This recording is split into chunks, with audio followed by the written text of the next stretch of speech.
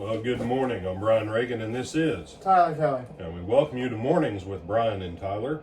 And we are in 2 Corinthians 9 today. And Tyler, if you don't mind reading verses, let's just go with 6 through 11, please. All right. But this I say, he who sows sparingly will also reap sparingly, and he who sows bountifully will also reap bountifully.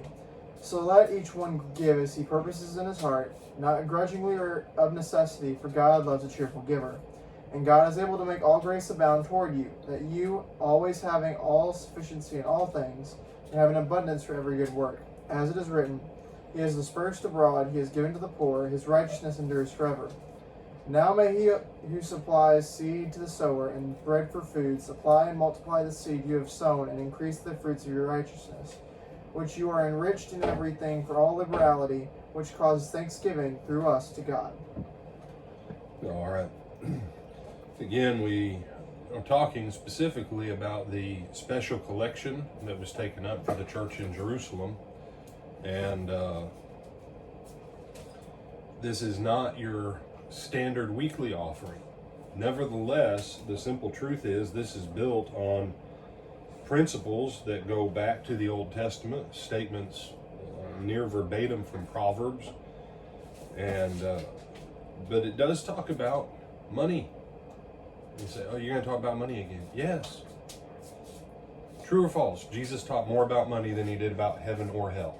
I'm pretty sure that's correct. That is correct. He taught more about hell than he did heaven. Most people forget that too. True or false? Jesus taught more about money than he did about love. I think that's also true. That is also true. You know why, y'all? Because the number one thing that consumes most of our lives in the flesh is money. We have a tiny guest other than Yoda with us this morning. And so, look at verse 8 though. Verse 8 is crucial. God is able to make all grace abound. Your financial blessing received from God based off of what you sow financially is so that you'll have a sufficiency and an abundance for every good work. It's not just so that you can live higher and mightier in your flesh. No, it's so that the kingdom will have the ability to abound in being a light and a witness. And you say, nah, look, Tyler, you've been in church a long time, even for your age. I've been in church basically my whole life. You have too. How many churches that their budget is not much more than, well, how much is it going to cost for the preacher? And let's put a little bit of money in there for benevolence. And what's it going to cost to keep the lights on? Who understands that's not abundance for every good work? What if this year your church could put a line item for $150,000 for medical missions? What if your youth budget, instead of having a line item for $500 for pizza, had $5,000 for missions? That instead of your youth minister trying to entertain your kids, your youth minister and maybe your elder, one of your elders and a couple of your deacons, and all of your kids went to Puerto Rico or Mexico or the Philippines or Japan. I don't care. Pick where. Canada, for crying out loud. Canada needs a gospel. A mission trip to Vermont, New York, Pennsylvania. And what if when you set your budget, and we'll just say you set your budget at $500,000, what if so much came in that you actually had $1 million and you were scrambling trying to find good works to invest in for the glory of God? It's like you're not preparing for the blessing that God is going to bless you with because you're working towards that to try to be that blessing to others. You're not going to get there in the first place, like you already mentioned. That's absolutely right. But most churches, how do they plan their budget? They say, how much did we spend last year? All right, that's our budget for this year.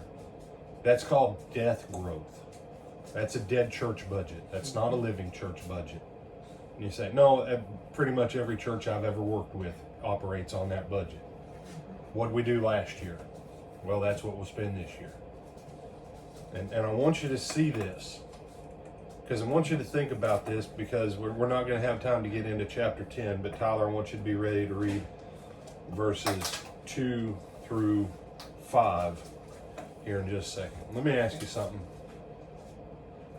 Was it God who told the church that we should just barely have enough to scrape by and keep our doors open? Or was it Satan that likes to keep the church crippled in faith and in finances so that we do not achieve the fullness of the abundance of the good works that we can do as the church, that we're expected to do as the church, to turn the world upside down? Read me 10, 2 through 5. But I beg you that when I am present, I may not be bold with that confidence by which I intend to be bold against some who think of us as if we walk according to the flesh. For though we walk in the flesh, we do not war according to the flesh. For the weapons of our warfare are not carnal, but mightily in God for pulling down strongholds, casting down arguments and every high thing that exalts itself against the knowledge of God, bringing every thought into captivity to the obedience of Christ. To whose advantage was it to cripple the church financially? Satan. You say, brother, no. When God brought Israel out of Egypt, they spoiled the Egyptians. The Egyptians emptied out their wealth for the children of Israel because God wanted them wealthy and free when they went in the land of Canaan. Abraham, when he was Abram, when he made his little trip down to Egypt and he came out, you say, He left way more than he came in. yeah, it says he was rich. Because why? He had a mission and purpose from God, and so do you and I.